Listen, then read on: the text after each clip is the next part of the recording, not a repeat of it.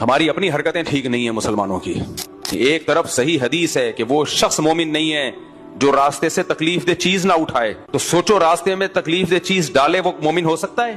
اور جو road block کرے چاہے مذہب کے نام پہ ہو, پوری رات ایسے پروگرام ہو نعتوں کے کہ لوگوں کے کان بج رہے ہوں, اور بھونپو لے کے جو ہے نا مسجدوں پہ اسپیکر لگائے ہوئے ہوں, سب کو سنا رہے ہوں اپنی آواز, سننا چاہے کوئی نہیں سننا چاہے. یہ تکلیف اسلام میں جائز ہوگی؟ تو اس لیے اسلام کو غیر مسلموں سے خطرہ نہیں ہے, اسلام کو خطرہ مسلمانوں سے ہے.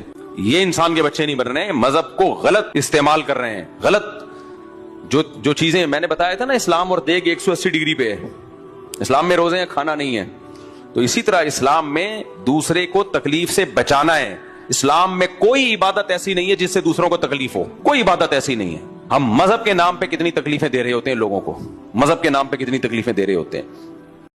کسی عورت میں 3 کوالٹیز اگر اس زمانے میں ہیں تو میرا خیال ہے وہ جنتی ہے.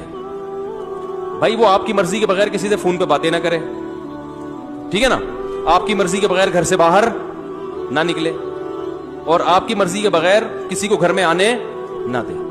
اور کیا چاہیے بھائی؟ باقی تو روٹی موٹی انڈے پراٹھے اس میں کمی کوتاہی ہے تو سب جگہوں پہ ہوتی ہے, نمک زیادہ ڈال دیا کم ڈال دیا, کھانا نہیں پکایا ہوٹل سے لے آؤ جا کے, وہی ریٹ ہیں بھائی گھر کے بھی آج کل.